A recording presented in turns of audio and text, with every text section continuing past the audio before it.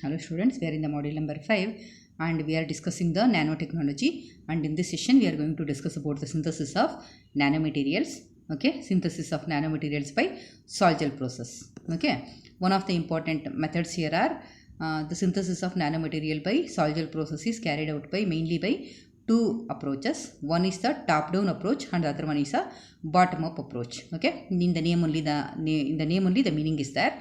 In top down approach, the material in bulk form is broken into the smaller and smaller pieces until we get a nano sized particles. Okay, and here we create the nanostructure starting with a larger bulk materials, okay, and reducing them by externally controlled forces, okay, until we get a small nanoscale particles. Okay, the second one is a bottom up approach. Here the smallest atoms like particles are made to come together to form a nano size particles. Okay, here they are synthesized by bringing individual atoms and molecules together, okay, till the nano size is reached. Okay, it starts with the smallest components which arrange themselves into more complex assemblies, right? This is the diagram of top down and bottom up approach. In the top down process, we are breaking the largest particle into the smallest nano sized particles.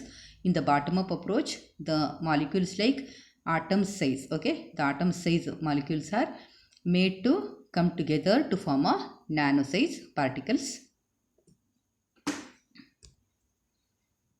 And here in these two approaches, one of the important method for preparing the nanomaterials is bottom up approach. Okay, one of the important method to prepare this nanomaterials is bottom up approach.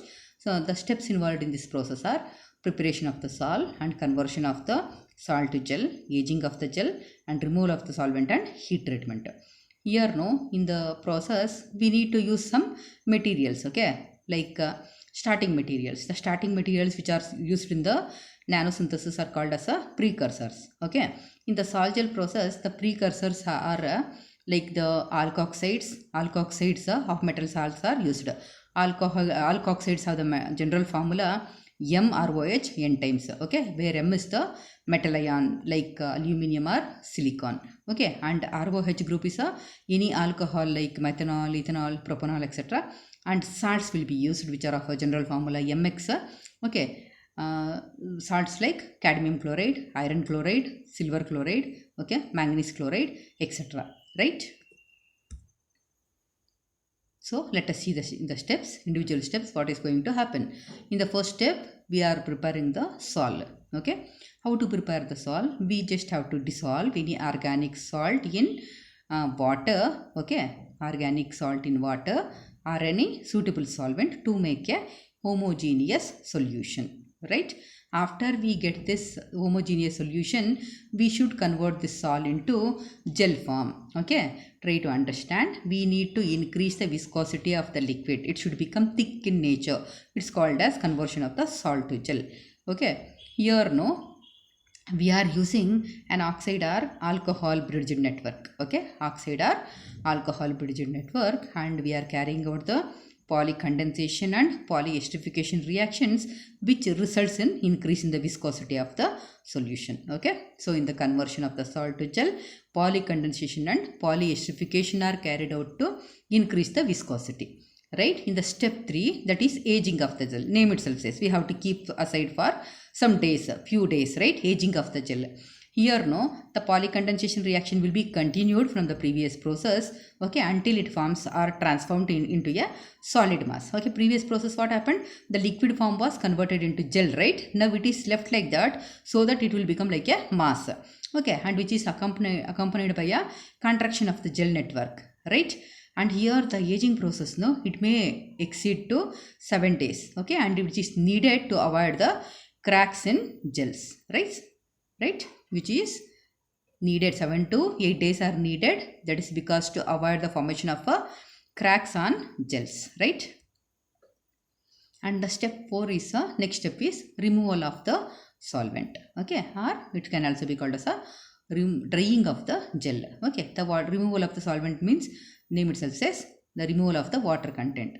Okay, when water and other volatile liquids are removed from the gel network, right? This process is complicated due to the fundamental changes in the structure of the gel. Okay, the drying forces, no, the drying process has itself been broken into four different steps, like the constant rate period, the critical point, the falling rate period, okay, the second falling rate period, and the isolated thermal evaporation, no, results in a monolith, okay, which is termed as xerosol. Okay, if the solvent is extracted under supercritical or near supercritical conditions, then the product is called as a aerogel. Okay, two types are there here. If the solvent is isolated by thermal evaporation, then the product is called as a xerosol. Okay, if it is extracted by using a supercritical conditions, then the product formed is called as a aerogel. Okay, and the last step 5 is a heat treatment. Okay, here, no, like the densification and decomposition of the gels at high temperature will be done at a temperature of more than 8000 degrees centigrades. Here, no, the pores of the gel network are collapsed. Okay, and the remaining organic species are volatilized. Okay, here the typical steps that are involved in the sol gel process is shown in the diagram.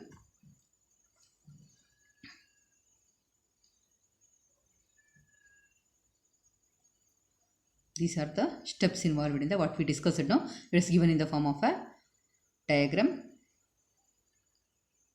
Solvent is made first, then conversion of salt to gel, aging of the gel. Okay, and if it is dried by using evaporative drying, it's called xerosol, and if it is done by using supercritical drying, it is called as a aerogel. And finally we will be getting the nanotype or nano size compounds, which are called as nanoparticles.